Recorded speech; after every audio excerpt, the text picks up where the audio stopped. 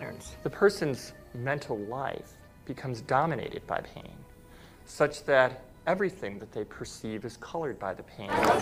And sometimes every way that they react and everything that they do becomes all about their pain. One of the things about receptors is they change in their sensitivity. If a given receptor for a given drug or internal juice is being bombarded for a long time at a high intensity, it will literally shrink up. There will be less of them, or it will be hooked up in such a way that it is desensitized or downregulated. So the same amount of drug or internal juice will elicit a much smaller response. With the same attitude and the same chemistry over and over again on a daily basis, when that cell finally decides to divide, when it produces a sister cell or a daughter cell, that next cell will have more receptor sites for those particular emotional neuropeptides and less receptor sites for vitamins, minerals, nutrients, fluid exchange, or even the release of waste products or toxins. Now, all aging is a result of improper protein production. What happens when we age? Our skin loses elasticity. Well, elastin is a protein. What happens to our enzymes? We don't digest as well. What happens to our synovial fluid? Those are proteins. They become brittle and stiff. What happens to our bones? They become thin. So all aging is a result of improper protein production. So then the question arises, does it really matter what we eat? And does nutrition really have an effect if the cell doesn't even have the receptor sites after 20 years of emotional abuse to even receive or let in the nutrients that are necessary for its health? No one has ever came along and ever given you sufficient, intelligent knowledge about your beautiful self, how you work from the inside out.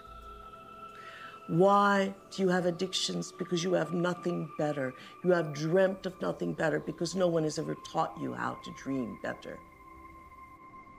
If you don't see the traps, you have to go through the crap until you see the traps. Because if you don't see it, it's your only teaching machine. It's your only way for you to come to understand something new. So the universe brings these things to your door, and there is learning in them for you if you are willing to reflect upon them and think beyond the rigid mindset. We now have science to back up what our thoughts do and how they make our bodies weak. A lot of scientists who are actually studying this with behavioral kinesiology and other ways, showing that thoughts make your body weak. And thoughts pretty much create your reality. They create what you're going to think about yourself. If you're fat but you think you're wonderful, you'll be wonderful. But most women we're compared all the time with impossible images from Barbie to models. And so we think that our whole currency is how we look and how other people are going to perceive us. And we're always up against impossible standards. People living and creating ideals that everybody struggles to become, that no one can actually become in terms of physical appearance and definitions of beauty and valor, that are all illusions, that most people surrender and live their life in mediocrity. And they may live that life, and the soul may never really, their desire may never really rise to the surface, so they may want to be something else.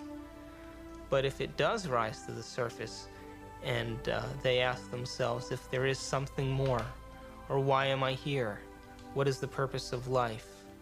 Where am I going? What happens when I die? They start to ask those questions. They start to flirt and interact with the perception that they may be having a nervous breakdown. And in reality, what they're doing is that their old concepts of how they viewed their life in the world start to fall apart. That's why very few people make this journey, because it's deeply unsettling. All of the molds that we have lived by have to be broken, and we have to liberate ourselves in this way. And sometimes there's an awkward period between the comfort that we knew before and the real state of comfort when we are the Lord of our being, which follows that interval of chaos. Most people, when they get into the chaos, give up hope and go back to the old false securities. They get to live a reasonable life and they get to die in some sort of peace, but they haven't advanced spiritually at all in that experiment that we call the life. There's nobody keeping records up there. The records are here, and I'm going to have to deal with them. That's far more painful than a record-keeping God up in the skies. So anyone who's setting out on the path of enlightenment will be absolutely impeccable in everything that they do. Is it because of fear of damnation? No. Or of the punishment of God, or because I have sinned and haven't got forgiveness? No, no, no. I mean, these are all excuses that keeps us away from the real problem. The really enlightened person will see every action has a reaction with which I must deal. And if I'm wise, I'm not going to do stuff that will cause me to have to face it and resolve it and balance it in my soul later. That's the real criterion. There's been a great shift from God up there or out there or in there, wherever, to the God within. And that's an improvement, but we don't want to get some idea that God can be within and still be separate, which is what most people think. They think the God within is like some of those alien movies, you know, where some being breaks out from my chest. God is not within in that stupid sense. What it means is that in God we live, move, and have our being, that we ourselves, in fact, are divine. What's the relation between my God self and your God self? There is no relationship because there's only one God self. It's in both of us. There's enormous potential to change the kind of behaviors and characteristic patterns that we've fallen into. In fact, if you've listened and have remembered anything that I've said, your physiology is different than it was before that. That is something that Eric Kandel, the recent winner of the Nobel Prize in Medicine and Science, said very eloquently at a talk, that basically memory has been encoded, your genetic structure has changed, and while we previously would talk about the nervous system as this very rigid thing that didn't have much capacity for change, we now know that on many levels that isn't true. And actually there's a tremendous amount of plasticity, which basically means ability to change within the nervous system. We're all connected. I mean, I think the most fundamental thing is we're all connected by an energy field. We swim in a sea of light, basically, which is the zero-point field. And I say, first of all, you have to get away from the whole idea of separateness, because separateness is the biggest problem of the world now. You take this notion of an entangled universe and you apply it to human experience, because human experience is part of the universe as well. And then you say, well, let's assume that experience is entangled, then how would it manifest? And we can start going through ways in which it could manifest. If there's a connection with another mind, we call it telepathy. If there's a connection to some other object somewhere else, we'd call it clairvoyance. If there's a connection that happens to transcend time, we'd call it precognition. If there's a connection in which my intention is expressed out in the world some way, we might call it psychokinesis or distant healing or something of that sort. So you can go through a list of perhaps 12 kinds of psychic experience that have gotten labels over the years, like telepathy, but this is really just the tip of the iceberg. We are all creating the future. We are all creating what is outside of us. None of us are innocent in that regard. If there's something out there we don't like, we can't really turn our backs on it, because we're co-creators somehow or other. And we have to do the right things to try to get the future that is best for all of us. When you start to realize what your true nature is, there is no question, there is no answer anymore. And there is just sudden realization. Now you come back from the rabbit hole and you start to perform in this world of illusion and wonder and magic.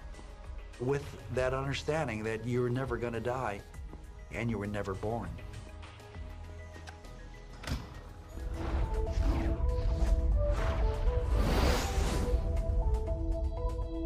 That has the effect of randomizing their X spins, and nothing else interesting happened to them after that. Okay. Good.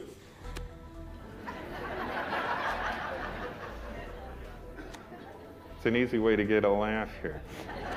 So you can't ask them their opinion, because you know what they're going to tell you. You're starting to act different. I liked you better the other way. And that's a great sign that you're making a change. You can edit that, though, if you had to, though, couldn't you? Not prettily. Not, yeah. Edit it out the fire. Who can do the Heimlich? Okay, are we rolling?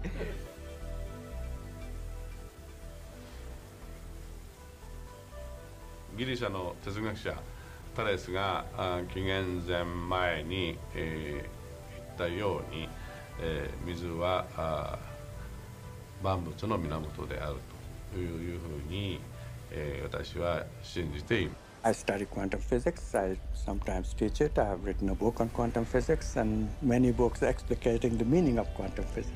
After my PhD from Harvard, I went to CERN, the European Laboratory for Particle Research, but perhaps I'm best known for the discovery of the now famous n=1 locally supersymmetric flipped SU5 grand unified field theory. Don't make the mistake of thinking that the scientific community is scientific.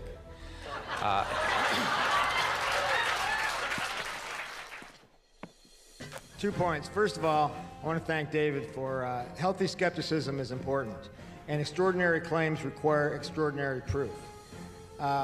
Now, the problem is that people defending the conventional approach to consciousness, brain equals mind equals computer, behave as if they've got proof and we don't.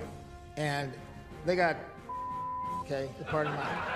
Which formed the neural nets in the first place, which is what? The mind. What's the mind? The mind, thank you. This is called divine intervention. From above.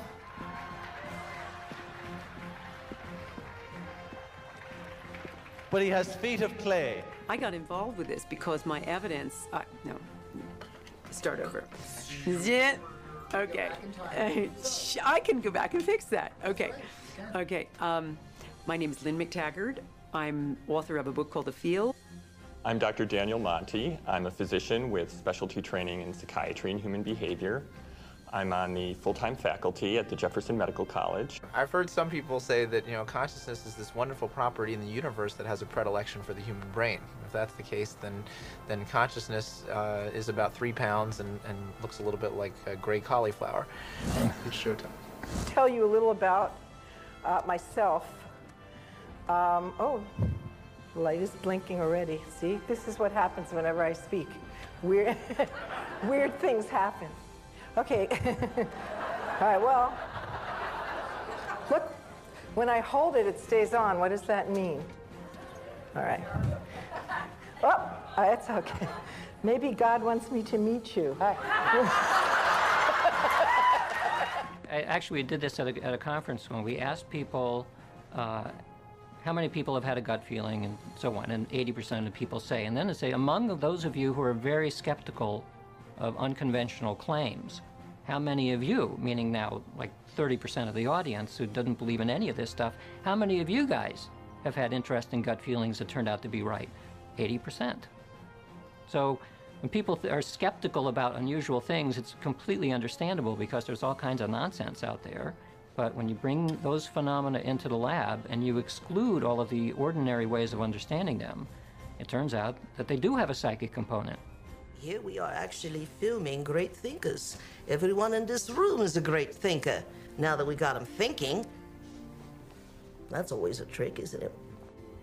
You probably have more to say about this. No. Sorry about that. Multiple personality disorder have to say about the seat of consciousness. And the second one is what made you want to become a physicist at the age of 50? Okay, well, I guess